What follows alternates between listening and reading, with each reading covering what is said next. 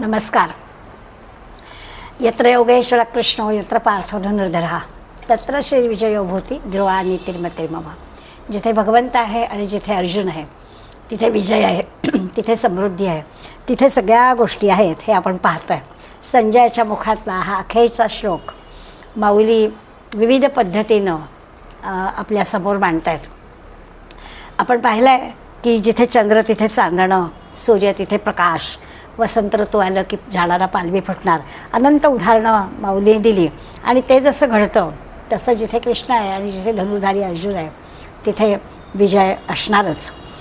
ते पाहता पाहता आपण असंही पाहिलं की हा जो भगवंत आहे हा अर्जुनाच्या बाजूला आहे, लक्ष्मी वल्लभ आहे. आणि लक्ष्मी वल्लभ ज्याच्या बाजूला आहे त्याला काय कमी असणार असंही माऊलीने सांगितलं. खरं तर पुढे असं माऊली आपल्याला म्हणतात, ती गोष्ट फारच महत्त्वाची आहे की समुद्राचं खारं पाणी त्याची वाफ होते आणि ढग बनतात, त्या ढगातून आपल्याला गोड पाणी मिळतं. हा निसर्गातला क्रम आहे, जलचक्र ज्याला म्हणतो ते आहे. पण या जलचक्रामध्ये एवढ्या अथांग सागराच्या पेक्षा आपल्या मेघातून येणाऱ्या गोड पाण्यामुळे मेघाला जास्त महत्त्व दिलं जातं. ते मेघ जरी गोड पाणी देत असला तरी ते सागरामुळेच देत आहे. आणि म्हणून या अशा अफाट मोठ्या सागरापेक्षा सुद्धा त्या मेघाला जास्त मोठेपण, जास्त महत्त्व दिलं जातं. आणखीन उदाहरण एक माऊलीने दिलं तेही आपल्याला पटण्यासारखं आहे की लोखंडाला स्पर्श झाला परिसाचा की सोनं होतं. तर परिस हा एवढा महत्त्वाचा असून सुद्धा सोन्याला जास्त महत्त्व दिलं जातं. तसं भगवंतानी अर्जुनाला हे सगळं ज्ञान दिलं, 18 अध्याय सांगितले. पण झालं असं की देवाची शक्ती अर्जुनाला मिळाली आणि अर्जुन मोठा झाला असं क्षणभर वाटावं असं झालं. पण हे असं करण्यात देवाला अतिशय आनंद आहे. अर्जुनाला मोठं करण्यात देवाला अतिशय आनंद आहे. व्यासांनी दिलेलं हे जे संजयाला काम आहे ते संजयानी चोख बजावलं आहे. माऊली ते आपल्याला विविध दृष्टांत देऊन पटवून देत आहेत. पुढे माऊलीने गीतेचं मोठेपण सांगितलं, गीतेच्या पठणाचं मोठेपण सांगितलं. अर्थ जाणून घेतला तर छान आहेच, पण नाही घेतला तरीसुद्धा गीतेचं किती महत्त्व आहे ते सांगितलं. नुसता सहवास, नुसतं पुस्तक जवळ ठेवलं तरीसुद्धा किती महत्त्वाचं आहे तेही आपल्याला सांगितलं. असं सगळं आपण 1695 या ओवीपर्यंत पाहिलं आहे.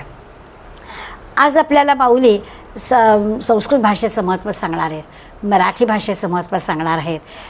इतकंच काय तर निवृत्तीनाथांनी आपल्यावर ही एवढी मोठी कृपा केली आहे. त्या सद्गुरू आणि मोठे ज्येष्ठ बंधू असणाऱ्या निवृत्तीनाथांची कृपा कशी आहे तेही आपल्याला सांगणार आहेत. तर त्या 1729 पर्यंतच्या ओव्यांचा आज आपण अभ्यास करायचं ठरवलं आहे. खूप छान माऊली आपल्याला दृष्टांत देऊन एक एक एक एक मुद्दा पटवून देत आहेत. 1696 ओवी. आणि कृष्णार्जुनी मोकळी गोठी चावलेली जे निराळी, ते श्री व्यासे केली करतळी घेवोये ऐसी. करतळी आवळे जैसा हरी असं जर म्हणतात की तळहातावरती आवळा धरला तर तो जसा सगळ्या बाजूनी सहज दिसतो, तसं ह्या कृष्णार्जुनी मोकळी गोठी, कृष्णार्जुनांनी ह्या अतिशय मोकळेपणाने केलेल्या ज्या गोष्टी आहेत त्या एकमेकांशी चावलेली जे निराळी, ह्या एकमेकांशी ज्या केलेल्या गोष्टी आहेत त्या सगळ्या इतक्या सहजपणानं व्यासाने आपल्याला सोप्या करून सांगितलेल्या आहेत. कशा तर जसा तळहातावरचा आवळा चहूबाजूची आपल्याला सहज दिसावा तसं ह्या कृष्णार्जुनाच्या गोष्टी आपल्याला सहजपणाने कळाव्यात असं ह्या व्यासांनी आपल्यासमोर मांडल्या आहेत. आणि मग हे पटवून देण्यासाठी माऊली दृष्टांत देतात. बालका ते बोरसे माय जई जेव्हा उभैसे तई तया ठाकती तैसे घास करी. आई बाळाला जेव्हा भरवते प्रेमानं त्यावेळेला त्याला सोसेल अशा बेताबेताचेच घास करते. बालका ते वोरसे, वोरसे म्हणजे अत्यंत प्रेमाने बालकाला भरवते माय. जई जेवू बैसे, भरवायला ज्या बसते, तई तया ठाकती तैसे घास करी, त्याला झेपतील असेच घास ती माऊली बाळाला भरवते. का अफाटा समीरणा आपैते पण शहाणा, केले जैसे विंजणा निर्मुनिया. आणखीनसुद्धा कसं व्यासांनी त्याच्यातलं बरोबर आपल्याला शोधून दिलेलं आहे ते सांगण्यासाठी सांगतात की वारा असतो, अफाट असतो, अमर्याद असतो. का अफाटा समीरणा, आणि असा अफाट असणाऱ्या वाऱ्याला आपल्यापुरता जर आपल्याला तो वारा हवा असेल, आपैतेपण आपल्यापुरता जर हवा असेल तर शहाणा माणूस काय करतो, केले जैसा विंजणा निर्मुनिया, पंखा तयार करतो आणि त्या पंख्याने आपल्यापुरता घेतो. तसं आपल्याला काय झेपेल असं व्यासांनी आपल्याला दिलेलं आहे, असं माऊली व्यासांचं मोठेपण सांगतात की त्यांनी आपल्याला काय सोसेल, आपल्याला काय झेपेल अशा पद्धतीने आपल्याला ते ज्ञान दिलेलं आहे, जे भगवंतांनी आजोबांनी एकमेकांना ज्या गोष्टी सांगितल्या त्या सहजपणाने आपल्यासमोर मांडलेल्या आहेत. तैसे शब्दे जे न लभे ते घडून या अनुष्टुभे स्त्री शूद्रादी प्रतिभे सामाविले. आता काही गोष्टी अशा असतात की त्या अशा विस्तृत सुट्या सुट्या शब्दांनी त्या सांगणं कठीण जातं. हे जे सगळं कृष्णार्जुनाच्या मोकळेपणाच्या गोष्टी सांगायच्या होत्या त्या जर गद्यात सांगायचं म्हटलं तर ते असं थोडक्यात सांगता नसतं आलं. म्हणून व्यासाने काय केलं, तैसे शब्दे न जलभे ते घडून या अनुष्टुभे. अनुष्टुभ छंदामध्ये ते आपल्यासमोर मांडलं. आपल्याला सगळ्यांना माहिती आहे की 700 श्लोक आहेत गीतेचे, त्यातले 645 श्लोक अनुष्टुप छंदात आहेत आणि 55 श्लोक त्रिष्टुप छंदात आहेत. आणि असं छंदात असल्यामुळे ते पठण करणं, ते वाचणं, त्याला एक ताल आहे, त्याला एक नाद आहे, त्याला एक रिदम आहे, त्यामुळे ते पाठ करणं सोपं जातं. आणि म्हणून ते शब्द असे सुटे सुटे न सांगता ते अनुष्टुप छंदात बांधून त्यांनी आपल्यासमोर वाहिले. बरं कसे, तर स्त्री शूद्र आदी प्रतिभे सामाविले. सर्वांना, इथे जरी स्त्री आणि शूद्र असे शब्द वापरले असतील तरी आपल्याला की ते बुद्धीच्या दृष्टीने फार कमी आहेत आणि म्हणून पुरुषांनाच फक्त अशा अर्थ घेण्याचं काही कारण नाही आहे. सर्वसामान्य सगळ्यांना समजेल, सर्वांच्या बुद्धीला सहज पटेल, रुचेल अशा प्रकारची सुटसुटीत रचना व्यासाने केली आहे असं त्यांना म्हणायचं आहे. बाकी आपल्याला काही त्या स्त्री शूद्र असं का म्हटलं याच्या तत्त्वज्ञान आत्ता शिरण्याची आवश्यकता नाही. यापूर्वी हा विषय आपला गीतेमध्ये झालेला आहे. तर अशी ही माऊलींनी व्यासांचं मोठेपण सांगण्यासाठी समाजावर व्यासाने किती उपकार केलेले आहेत हे सहजपणे आपल्याला सांगतात. पण नुसतं व्यासाने उपकार केले असं सांगून माऊली थांबत नाहीत, पुन्हा आपल्याला वेगवेगळे दृष्टांत देतात. ते म्हणतात, स्वातीचे पाणी आहे, न होती जरी मोती आहे, तरी अंगी सुंदरांची एका शोभती ती आहे. अहो ते अनुष्टुप छंदामध्ये, त्रिष्टुप छंदामध्ये अशी ती सगळी त्यांच्या ज्या गोष्टी होत्या, जो काही तत्त्वज्ञान उपदेश भगवंतांनी अर्जुनाला दिलं ते सगळं असं वृत्तात बसवून आपल्यासमोर मांडलं आहे. ते कसं आहे, तर म्हणजे जसं स्वाती नक्षत्रामध्ये आकाशातला पाण्याचा थेंब शिंपल्यामध्ये पडला तर त्याचा मोती होतो. आता हे जर मोती झाले नसते, म्हणजे स्वाती नक्षत्रामध्ये पाणी जर शिंपल्यात पडलं नाही आणि मोती तयार झाला नाही, तर सुंदर ललनांच्या अंगी सौंदर्य कसं काय आणखीन वाढलं असतं. म्हणजे मोत्याचे दागिने घातल्यावर सुंदर स्त्रियांचं सौंदर्य अधिक वाढतं. तसं हा उपदेश अशा छंदोबद्ध रचनेमध्ये दिल्यामुळे त्याचं सौंदर्य अधिक वाढलं आहे असं माऊलींना म्हणायचं आहे. की माऊली सांगतात आपल्याला की अशा पद्धतीनं ते व्यासांनी छंदोबद्ध ह्याच्यात केला आहे, सुटसुटीत केला आहे, सहज म्हणता येईल असं केलं आहे, म्हणून त्यांचं मोठेपण हे फार आहे. आणखीन एक उदाहरण देत आहे.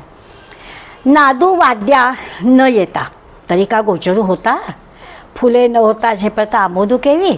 एकाच ओवीमध्ये 2 उदाहरण दिले. ते म्हणत आहेत की ध्वनी आहे, नाद आहे, हा वाद्यांच्या आश्रयाला आलेला आहे.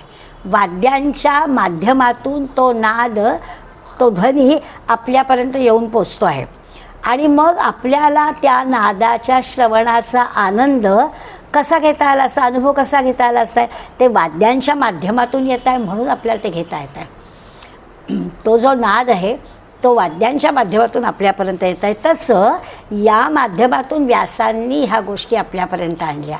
भगवंताच्या आणि अर्जुनाचा जो संवाद आहे तो व्यासाने आपल्यापर्यंत आणला. जसा ध्वनी वाद्यांच्या माध्यमातून आपल्यापर्यंत आला म्हणून आपल्याला आनंद मिळाला. पुढे म्हणतात, सुगंध फुलामध्ये आहे, तो सुगंध आपल्यापर्यंत यायला हवं असेल तर फुलाचं रूप सुगंधाने धारण केलेलं आहे आणि तो फुलामध्ये असल्यामुळे ते आपल्यापर्यंत आलेलं आहे. नाही तर सुगंधाचा अनुभव आपल्याला कसा घेता आला असता. खरं आहे की प्रत्येक फुलाचा सुगंध वेगवेगळा आहे. सोनचाफा हातात घ्यावा, सोनटक्का हातात घ्यावा, गुलबक्षीचं फूल हातात घ्यावं, प्रत्येकाला काहीतरी वेगळा गंध आहे, प्राजक्ताचा वेगळा गंध आहे. तर हा गंध फुलांमध्ये असल्यामुळे आपल्याला त्या फुलांमार्फत तो घेता आला.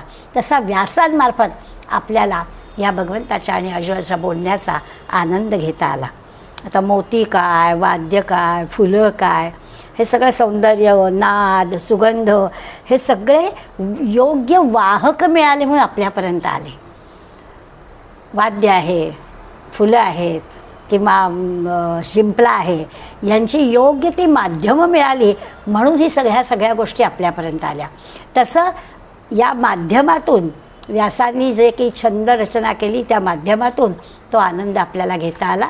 भगवंताच्या आणि अर्जुनाचं जे काही बोलणं आहे, जे काही एकमेकांमधला संवाद आहे, तो आपल्यापर्यंत येऊन पोचला.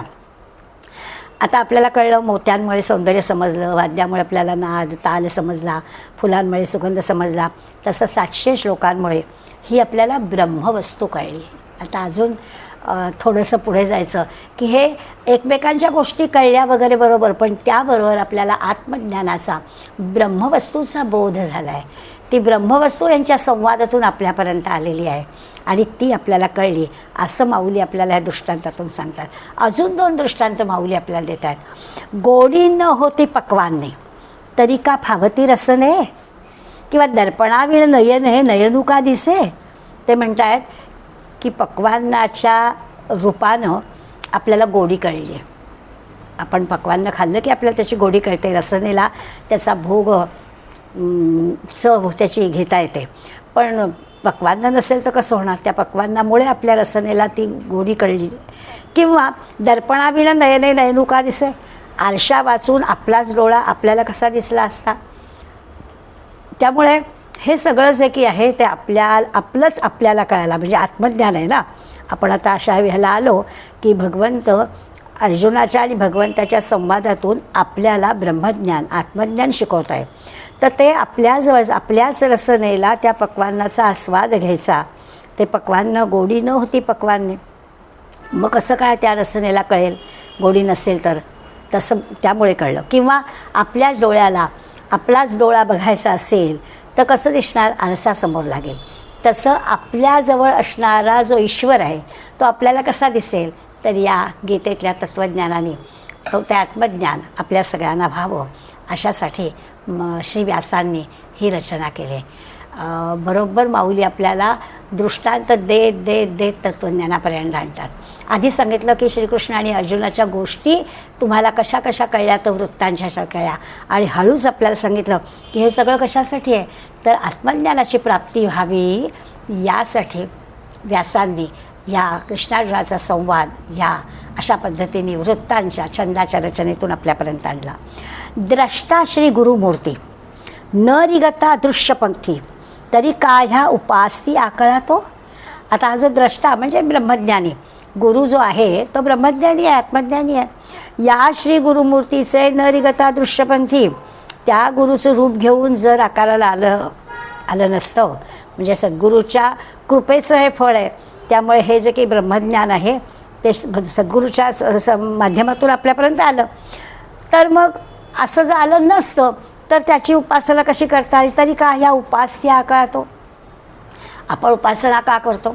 आज सद्गुरू आता पुढे येणारच आहे की निवृत्तीनाथांचं हे जे काही वर्णन माऊली करणार आहेत त्याचं कारण काय, तर ते ब्रह्मज्ञान त्यांनी मला दिलं आणि ते ज्यांच्यामुळे प्राप्त झालं, तर त्याची उपासना करताच आली नसती जर का हे आपल्याला कळलं नसतं, सद्गुरूंनी आपल्याला सांगितलं नसतं, तर आपल्याला त्या उपासनेचं महत्त्व कळलं नसतं. ते मला सद्गुरूंनी सांगितलं आहे. द्रष्टा श्री गुरुमूर्ती. आता इथे द्रष्टा शब्द म्हणजे पुढलं दिसणारा, पण आपल्याला असं म्हणजे ते पुढलं म्हणजे काय, तर ब्रह्मज्ञान. काय नेमकं दाखवायचं आहे, तर आत्मज्ञान, ब्रह्मज्ञान आपल्याला घडवून आणायचं आहे. ते गुरूंमुळे घडलं आहे आणि त्या गुरूंमुळे हे ब्रह्मज्ञान कळलं नसतं तर आपण उपासनाच केली नसती. त्यामुळे आपल्याला त्या गुरूंमुळे हे कळलेलं आहे, त्यासाठी आपण ही सगळी उपासना केली.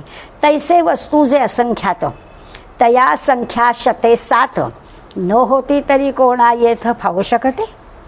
आणि हे जी काही ब्रह्मवस्तू आहे, वस्तू म्हणजे ब्रह्मवस्तू आत्मज्ञान, हे सगळं ही ब्रह्मवस्तू 700 श्लोकांमध्ये तया संख्या शते 7 700 श्लोकांमध्ये म्हणजे गीतेच्या रूपानं ते जर प्रगट झालं नसतं, हे आत्मज्ञान, हे ब्रह्मज्ञान जर असं 700 श्लोकांमध्ये गीतेच्या मार्फत प्रगट झालं नसतं, तर या न होती तरी कोणा येथे फावू शकते. तर या जगात हे लोकांना प्राप्त कसं झालं असतं? ते व्यासांनी असं 700 श्लोकांमध्ये ब्रह्मज्ञान असं बांधून आपल्यापर्यंत दिलं, म्हणून ते आपल्यापर्यंत आलं, नाही तर आपल्याला कसं कळलं असतं. मेघसिंधूचे पाणी वाहे तरी जगतयाचे निपाहे, का जे उमपते नोहे ठाकते कोणा. आता म्हणतायत की ढग जो आहे तो काय करतो, मेघसिंधूचे पाणी वाहे, समुद्राचंच पाणी वाहतो. मगाशी आपण जलचक्र पाहिलं की समुद्राच्याच क्षारयुक्त पाण्याची वाफ होते, त्याच वाफेचे ढग बनतात.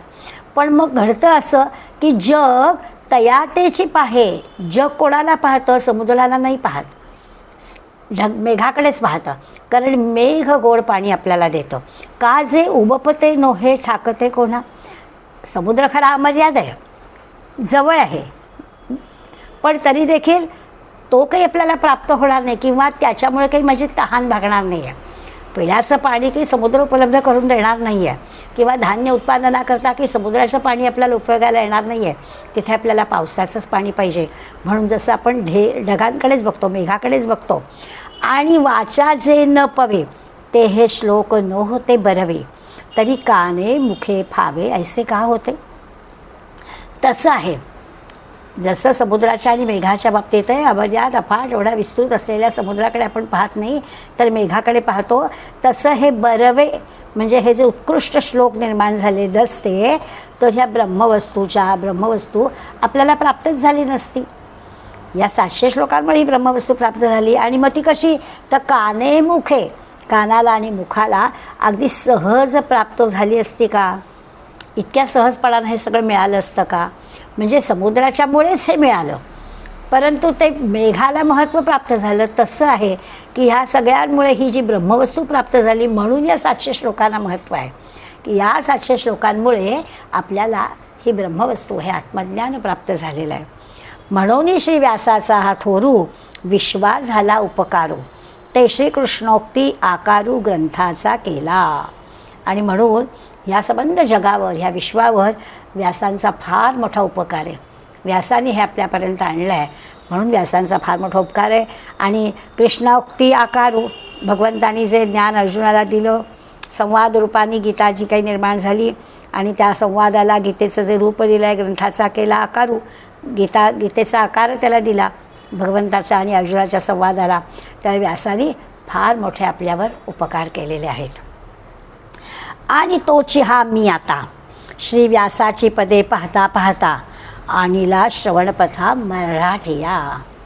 आणि तोच हा गीता ग्रंथ जो व्यासाने असा 700 श्लोकामध्ये बद्ध करून आपल्याला दिला आणि त्याच्यामुळे आपल्याला आत्मज्ञानाची ओळख झाली, तोच हा गीता ग्रंथ मी काय केलं, व्यासांची पदे पाहता पाहता, व्यासांनी रचलेलीच पदं, व्यासांचेच विचार, त्या श्लोकातील त्यांच्याच विचारांची त्यांचीच पदं पाहत पाहत आणिला श्रवणपथा मराठीया. मी काय केलं, लक्ष देऊन श्रोत्यांना ऐकायला योग्य अशा मराठीमध्ये आणला, प्राकृत भाषेत आणला. माझं त्याच्यात काहीच नाही आहे. व्यासांनीच जे पदं रचली, श्लोक रचले, तेच श्लोक मी त्याच्याच अर्थाकडे, त्यांच्याच विचाराकडे पाहता पाहता, त्या श्लोकांकडे पाहता पाहता मी लक्ष देऊन, लक्षपूर्वक माझ्या समोरच्या लोकांना, श्रोत्यांना ऐकायला योग्य होईल अशा पद्धतीनं प्राकृतात मराठीमध्ये तो आणला. आता इथे आपल्याला कळतं, खरंच आहे, गीतेच्या एका श्लोकासाठी माऊली असे अनेक दृष्टांत देऊन आपल्यासमोर सहजपणानं त्या 2 ओळीमध्ये काय नेमकं भगवंताला सांगायचं आहे ते सांगतात. तेव्हा आपल्या लक्षात येतं की माऊलींचं सांगणं म्हणजे पटवून देणं कसं आहे.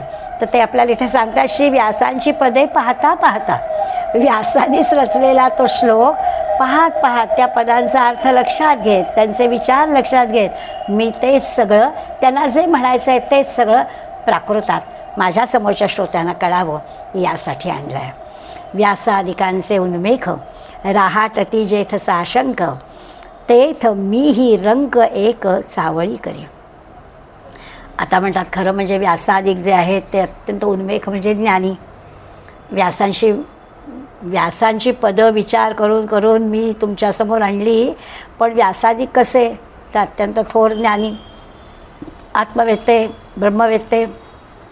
बरं विषयसुद्धा कसा, तर ते गीतेच्या सिद्धांत जे आहेत त्याविषयी अशी मोठी मोठी मंडळीसुद्धा थोडी थोडी साशंक असतात, आपले शंका व्यक्त करत असतात, विचार करत असतात. मी तर काय, मी ही रंक एक, मी अत्यंत गरीब बिचारा आणि चावळी करीब, मी ह्या अशा पद्धतीनं मराठी भाषेमध्ये ही सगळी वाङ्मय सेवा करतो आहे. खरं तर या सगळ्या मोठ्यांचं हे सगळं असं तत्त्वज्ञान, मोठे ज्ञानी, अगदी आत्मवेत्ते आहे आणि अशा मंडळींचं हे त्याच्यामध्ये कितीतरी, म्हणजे मला सगळंच्या सगळं स्पष्ट पण करता येणार नाही खरं म्हणजे, पण तरी देखील मी ही वाङ्मय सेवा करतो आहे. म्हणजे ज्या गोष्टीचं वर्णन करता येत नाही ती ब्रह्मवस्तू, ती आत्मवस्तू, त्या आत्मवस्तूचं वर्णन करता येतं. त्यामुळे ते करत असताना निरनिराळ्या शंका येणं स्वाभाविकच आहे, कारण ती काही अशी आपल्याला दाखवता येणारी गोष्ट नाही. आणि म्हणून या ब्रह्मवेत्या असणाऱ्या, आत्मवेत्या असणाऱ्या व्यासांसारख्या ज्ञानी माणसांनासुद्धा त्या सगळ्या शंकांचं निरसन करायला लागतं आहे. माझ्यासारख्यांचं काय होणार? क्वचित प्रसंगी ज्या काही वर्णन करताना शंका येतात तेव्हा माऊली म्हणतात त्यांनासुद्धा येतात, तर माझं काय? म्हणजे मी पण काही असं पूर्णपणानं सगळं केलं असेल असं नाही. तर त्या मोठ्या तत्त्वज्ञानी तत्त्ववेत्या असणाऱ्यांनासुद्धा शंका येऊ शकते. व्यासादिकांचे उन्मेकर रहाटजी जेथ साशंक, तिथेसुद्धा शंका येऊ शकते. तर माझी काय कथा? अशा पद्धतीने माऊली आपलं न्यूनपण, आपलं धाकुटेपण असं माऊली आपल्याकडे घेतात आणि त्याच्यात आपलं धाकुटेपण सांगताना स्वाभाविकच व्यासांचं मोठेपण सांगितलं जात आहे. म्हणून ते सांगतात की त्यांचंसुद्धा असं होऊ शकतं, तर माझं काय? परी गीता ईश्वरू भोळा ले व्यासोक्ती कुसुम माळा, तरी माझी या दुर्वादळा ज्ञान म्हणे की. आणि मग इथे सांगतात आपल्याला की गीता कशी आहे? गीतारूपी ईश्वर जो आहे तो भोळा आहे. आता हे खरं आहे, मला अगदी पक्क माहिती आहे. आणि त्या अशा गीतारूपी ईश्वराचा हा जो भोळेपणा आहे त्यांनी काय केलं की व्यासोक्ती कुसुममाळा, ही जी व्यासवचन आहे, व्यासोक्ती, व्यासांची वचन आहेत, ती कशी आहे? तर त्या भगवंतानी सुमनांच्या माळा गळ्यात धारण केलेल्या आहेत. भगवंतानी हे व्यासांनी सांगितलेलं हे सगळं सहजपणानं अर्जुनाला सांगितलं. आणि मग व्यासांच्या ही जी काही उक्ती आहे, व्यासांचं जे सांगणं आहे, व्यासांची जी वचनं आहेत ती कशी आहेत? ती फुलांच्या माळांसारखी भगवंतानी धारण केलेली आहेत. खरं आहे, तो गीतारूपी ईश्वर जो आहे तो भोळा आहे, त्यामुळे त्यांनी ते धारण केलं. म्हणजे गीतेमध्ये व्यासांच्या ह्या रचना तयार झाले 700 श्लोक आहेत. म्हणजे गीतारूपी ईश्वर आहे जणू काही, आणि तो गीतारूपी ईश्वरांनी त्या 700 श्लोकांच्या रूपाने व्यासांची ही वचनं धारण केली आहेत, माळेसारखी धारण केलेली आहेत. पण असं आहे, तसं जरी असलं तरी माझ्या दुर्वादळांना न म्हणे. पण मी गरीब आहे, बिचारा आहे, मी व्यासांसारखा नाही आहे, पण माझ्याजवळ असणाऱ्या अगदी सुमनांच्या माळा माझ्याजवळ नाहीत, पण दुर्वादळं का होईना ती आहेत ना, त्याचा ही गीता अभेर नाही करणार. गीतारूपी ईश्वर माझ्या दुर्वादळांचा अभेर करणार नाही, नाही म्हणणार नाही. त्या गीतेच्या टीका म्हणून मराठीमध्ये मी ज्या काही रचना केल्यात त्या पण नक्कीच गीतारूपी ईश्वर सन्मानानं आपल्या गळ्यामध्ये घालेल असं माऊलींना म्हणायचं. आपल्या लक्षात आहे की खरंच आहे, गीतेचे हे 700 श्लोक म्हणजे जणू की गीतारूपी ईश्वरांनी व्यासांच्या द्वारे गळ्यात घातलेल्या फुलांच्या माळा आहेत. आणि माऊली म्हणतात मी गरीब आहे, मी दुर्वादळं वाहतो आहे, तीही या गीतारूपी ईश्वराला नक्कीच आवडतील. आता हा मुद्दा पटवून देण्यासाठी माऊली आपल्याला आणखी उदाहरणं सांगणार आहेत. आणि क्षीरसिंधूची या तटा पाणिया येती गजघंटा, तेथ काय बुरकुटा वारिजत असे. जसं इथे सांगितलं की त्यांच्या व्यासांच्या सुमनांच्या माळा, पण माझी काही दुर्वादळं नाही म्हणणार आहेत का? तसं म्हणताय की क्षीरसागराच्या तीरावर गजघंटा म्हणजे हत्तीचे कळप येतात पाणी प्यायला.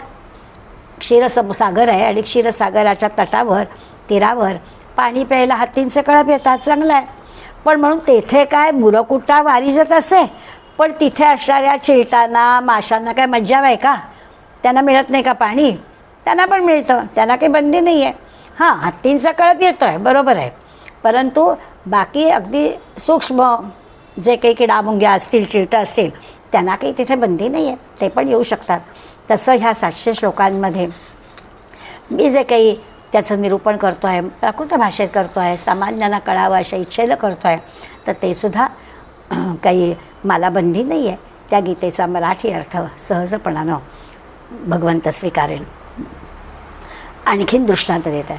पाख फुटे पाखिरू, नुडे तरी नभीच स्थिरू, गगन आक्रमी सत्वरू तो गरुडही तेथ.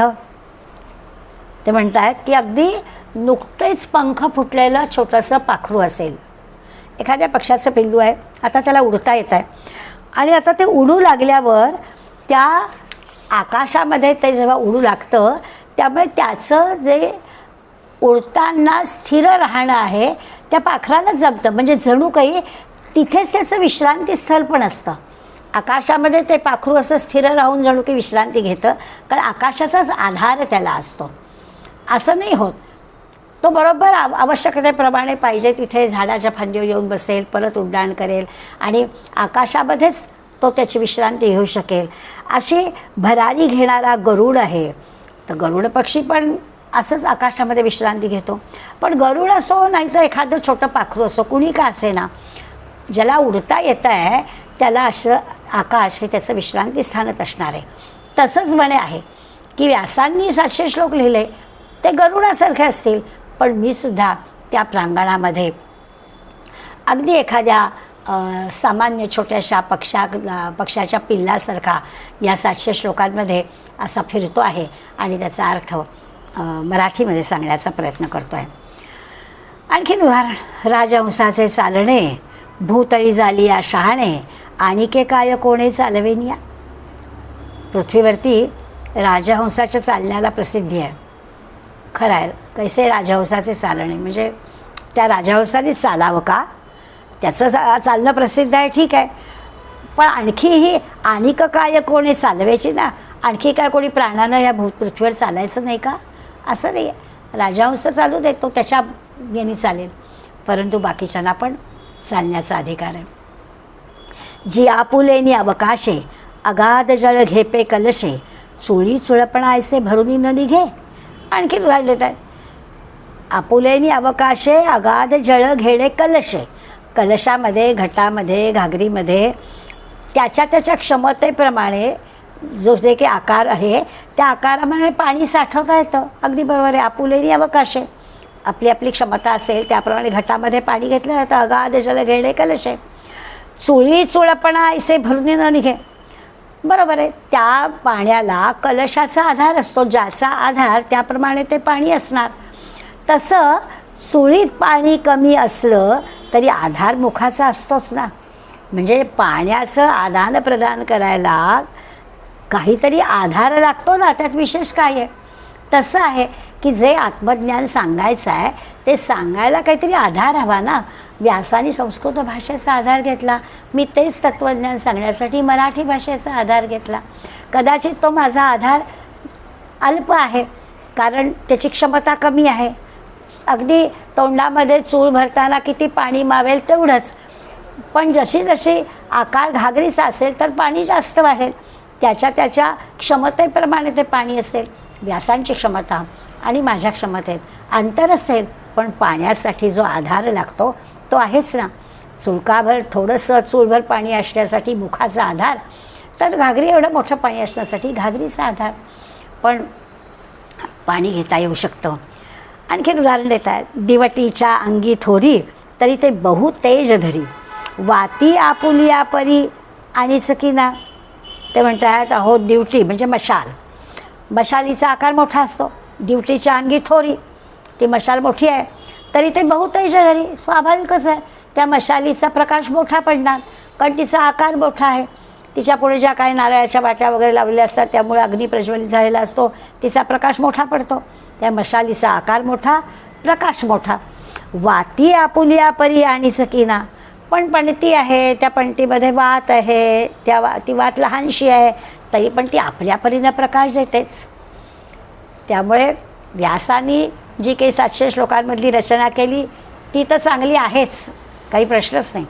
पण माझ्या परीनं मी जी काही केली आहे तीसुद्धा लोकांच्या अंतःकरणामध्ये प्रकाश देणारच आहे. गीतेचा जसा व्यासांच्या श्लोकांचा जसा प्रकाश आहे तेवढा मोठा प्रकाश कदाचित नाही पडणार. म्हणजे जसं असतं ना की असं जर किती केलं तरी आपण पाठांतर करताना काय म्हणतो, नाही नाही म्हणजे गीताहीसुद्धा पाठ करावी, पण तरीसुद्धा मूळ गीता पाठ झाली पाहिजे, संस्कृतमधली पाठ पाहिजे. आजसुद्धा आपण पाठांतराच्या परीक्षा घेतो अगदी शृंगेरीला जाऊन, तर संस्कृत पाठांतराच्या. असं नाही म्हणलं की गीताही पाठ करा, आपण गीताही मराठीतल्या गीतेच्या परीक्षा घेऊया, तर तसं नाही. तसं जरी असलं हे पण चांगलं आहे, परंतु जे काही व्यासांची रचना आहे ती बरोबर आहे, तर ती अधिक प्रकाश येत असेल, अधिक आवडत असेल सगळ्यांना, पण तरीसुद्धा पण तिचा पण प्रकाशच आहे ना. थोडा प्रकाश असेल, कमी अंतरात प्रकाश असेल, पण तीही प्रकाश देतेच. की समुद्राचे नि पैसे समुद्री आकाश आभासे, थिल्लरी थिल्लरा ऐसे बिंबेची पै. आता पुढे म्हणतात की अहो समुद्राचे पैसे, केवढा तो समुद्राचा विस्तार. आता समुद्राच्या विस्ताराप्रमाणे समुद्रामध्ये आकाशाचं प्रतिबिंब पडतं, बरोबर आहे. वरती अफाट आकाश पसरलं आहे, खाली अफाट समुद्र आहे, म्हणून मग समुद्राच्या त्या अथांग सागरामध्ये अफाट पसरलेल्या आकाशाचं प्रतिबिंब पडतं. पण थिल्लरी थिल्लरा ऐसे बिंबेची पै, पण छोटं डबकं आहे. आता डबकं छोटं आहे, तर डबक्याच्या विस्ताराप्रमाणे आकाशाचं तिथे तेवढंच प्रतिबिंब पडतं. समुद्र आहे म्हणून मोठं आकाश दिसतं, डबकं आहे छोटं आकाश दिसेल. पण म्हणून ते नाही असं नाही म्हणता येणार. तुलना करायची झाली तर ते मोठं आहे, सर्व बाबतीमध्ये मोठं आहे, पण तरी देखील मराठीमध्ये सांगितलेलं हे जे आत्मज्ञान आहे ते पण तसंच मौल्यवान आहे, ते पण किमती आहे, आणि ते मी आपल्यापर्यंत आणून दिलं आहे. पण तरी व्यासांचं मोठेपण आहेच. ते व्यासाधिक महामती वावरो येता ये ग्रंथी, मा मी ठाको हे युक्ती न मिळे कीर. त्यामुळे व्यासांसारखे जे महामती बुद्धिवान आहेत, त्या महान बुद्धिमंतांनी हा ज्या काही ग्रंथाची रचना केली, जी की ओहापोह ग्रंथाचा केला आहे, वावरो येता ये ग्रंथी, मा आम्ही ठाको हे युक्ती, आम्ही आमच्या शक्तीप्रमाणे तसं केलं आहे. सगळे जे काही दृष्टांत आपण आत्ता पण बघतोय ते हेच सांगतायत की त्यांचं मोठं जरूर आहे, परंतु आम्ही केलं आहे ते आमच्या परीनं त्या पद्धतीने केलेलं आहे. त्या व्यासांसारख्या महान बुद्धिवान माणसांनी जे केलं आहे त्यांच्याशी तुलना आमची होणार नाही, बरोबर आहे, पण आमच्या शक्तीप्रमाणे आम्ही केलं आहे. पणतीच्या शक्तीप्रमाणे पणती प्रकाश देईल. मशालीचा प्रकाश मोठा असेल, समुद्रामध्ये आकाश मोठं दिसेल, डबक्यामध्ये छोटं दिसेल, तसं काहीसं होईल. जिये सागरी जळचरे संचरती मंदराकारे, तेथ देखोनी शफरे येणे पाहो न लागते. ते म्हणतात समुद्र आहे, त्या समुद्रामध्ये मंदार पर्वतासारखे मोठे मोठे जलचर संचार करतात. आता हे असं पाहिलं की मग तेथ देखोनी शफरे, शफरे म्हणजे लहान मासे, ते पाहून हे लहान मासे यांनी काय समुद्रात पोहायचंच नाही का? मंदार पर्वताची रवी केली आणि समुद्र घुसळला, तसं मंदार पर्वतासारखे मोठ्या मोठ्या गोष्टी या समुद्रामध्ये आहेत. मग ते पाहून लहान माशांनी जायचंच नाही. व्यासांचं खूप मोठेपण आहे म्हणून आम्ही करायचंच नाही का? तर आम्ही करायचं.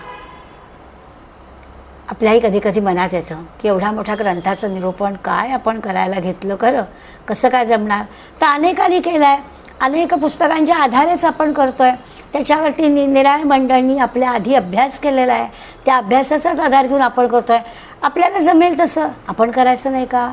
तर आपण करायचं. त्यांच्यासारखं नाही जमणार, परंतु त्यांच्यासारखं नाही जमलं म्हणून आपण करायचं नाही का? अगदी तसंच इथे आहे.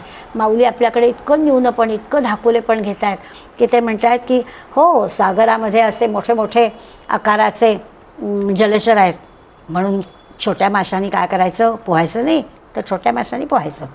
अरुण अंगा जवळीके म्हणून सूर्या ते देखे, मा भूतळीची न देखे मुंगी काही. अरुण हा सूर्याचा सारथी आहे.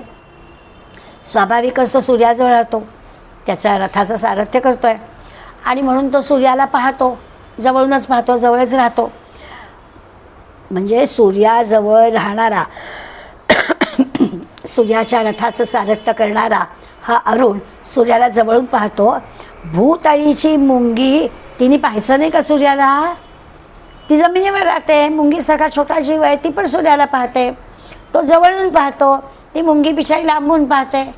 तो सारथ्य करणारा आहे, ही बिचारी एवढासा तिचा जीव आहे आणि पृथ्वीवरती दूरवर आहे, पण तरीसुद्धा तिने सूर्याला पाहू शकत नाही का?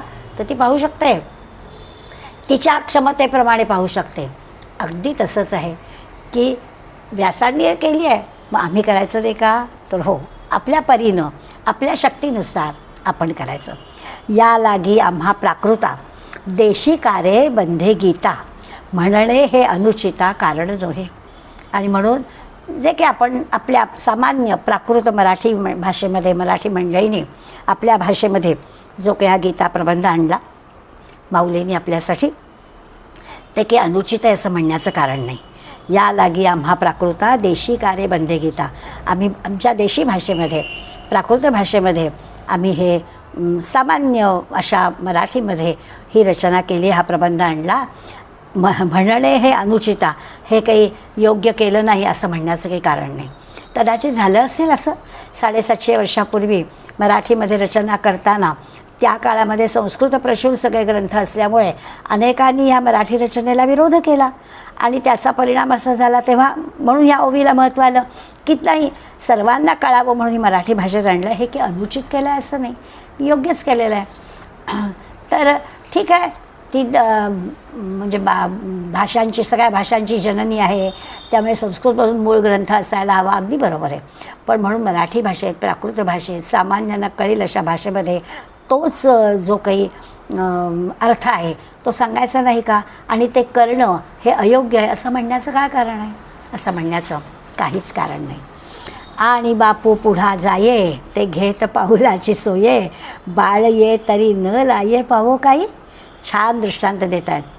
असं आहे, वडील पुढे चालले आहेत आणि ज्या मार्गानं वडील जात आहेत त्यांच्याच पावलावर पाऊल टाकून, आणि बापू पुढा जाये ते घेत पाऊलाची सोये, त्याच मार्गाने वडील ज्या मार्गाने जात आहेत त्याच मार्गाचा स्वीकार ते लहान मूल करतं. बाळ ये तरी न लाहे पावो काही.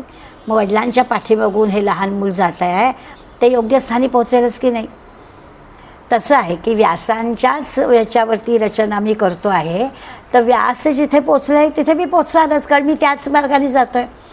वडील ज्या मार्गाने जात आहेत त्याच मार्गाचा अवलंब करून ते मूल पुढे जातं आहे, तर ते तिथेच पोचणार. तसं व्यासांनी जी रचना केली आहे त्याच्यात जो अर्थ सांगितला आहे त्याच अर्थाप्रमाणे मी त्यांच्या मागे मागे पावलावर पाऊल ठेवून चाललो आहे, तर मी तिथंपर्यंत पोचणारच. तैसा व्यासांचा मागोवा घेतो, भाष्यकारा ते वाट पुसतो, अयोग्य ही मी न पवतू के जाई.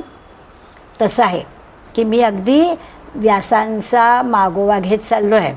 जसं जसं व्यासांनी रचना केली, जो नेमका तत्त्वज्ञानाचा भाग त्यांना जसा सांगायचा आहे तसंच मी सांगतो आहे.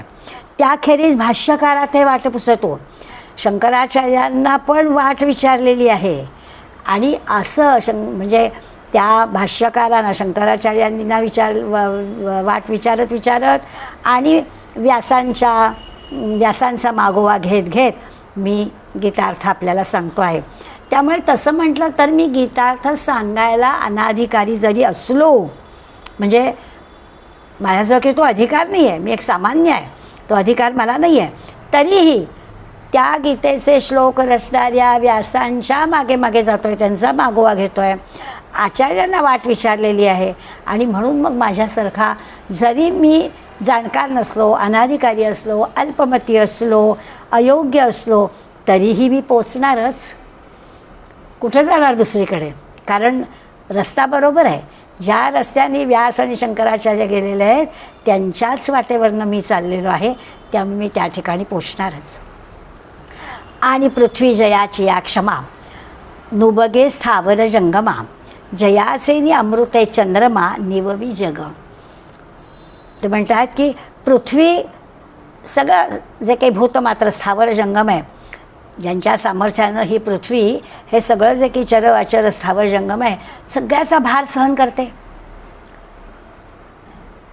पृथ्वी जयाची या क्षमा, नुबगे स्थावर जंगमा, तिला क्षमा हे नावच आहे समानार्थी पृथ्वीचं. तर ती काय करते? सगळं जे काही भार आहे चर अचराचा स्थावर जंगमाचा तो सगळा सहन करते.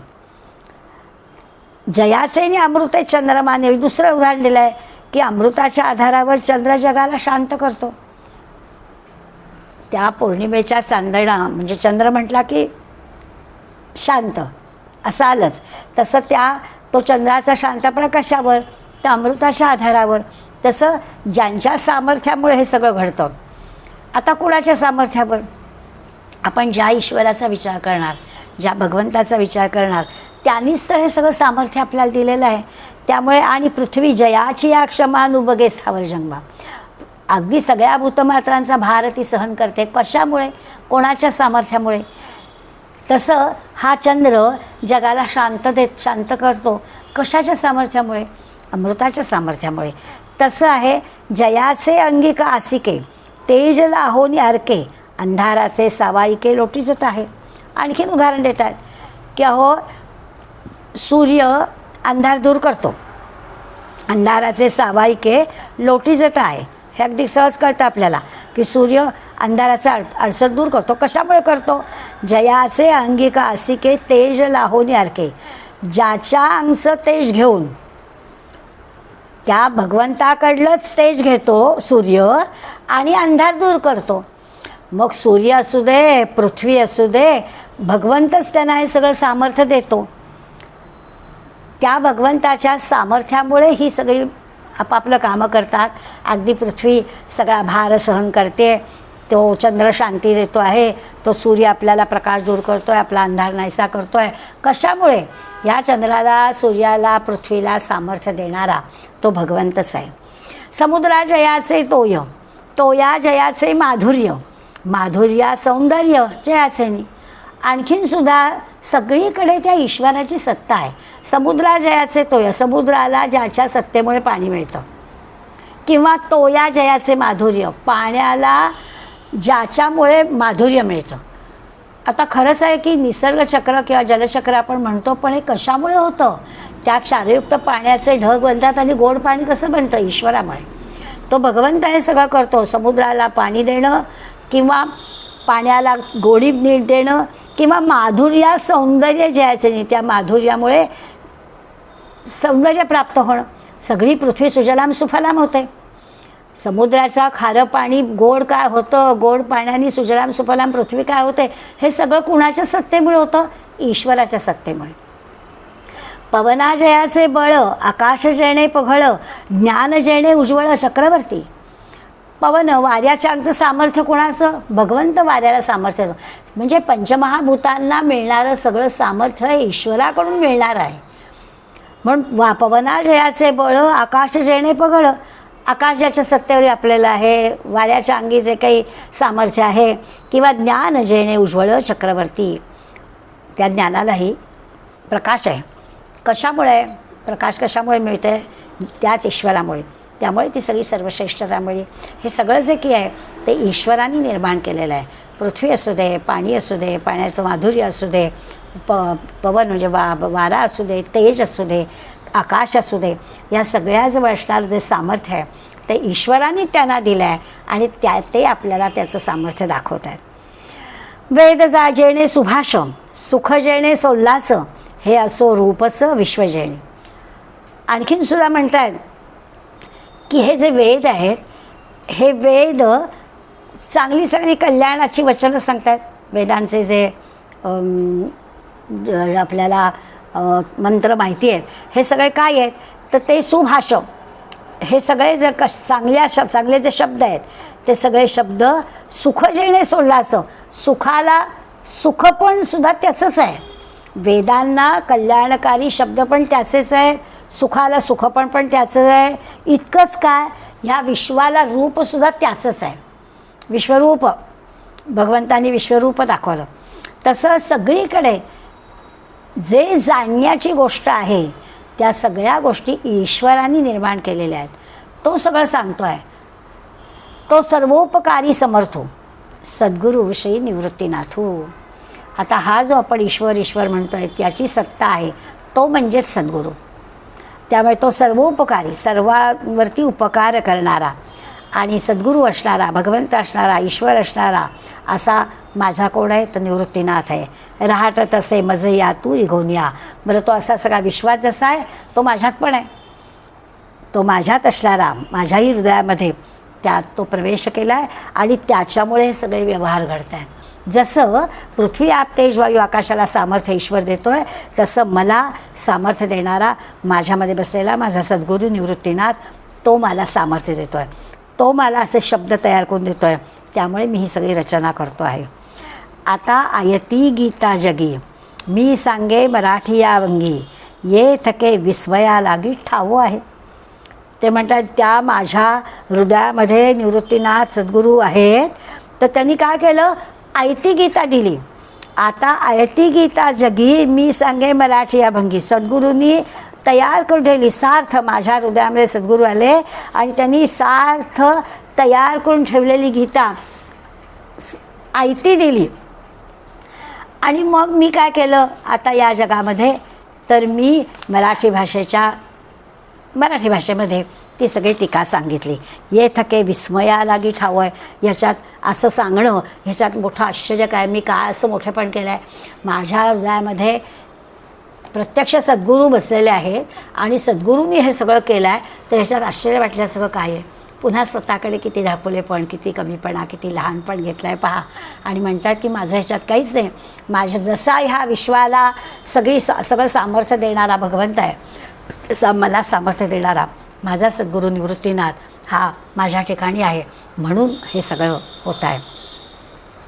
आता निवृत्तीनाथांच्या कृपेबद्दल जी काही माऊलींनी कृतज्ञता व्यक्त केली आहे, यानंतर माऊली आपल्याला आलाच हे विषय, तर निवृत्तीनाथांच्यामुळे सद्गुरूचं सामर्थ्य सांगणार आहेत की सद्गुरू असणं हे किती भाग्याचं आहे.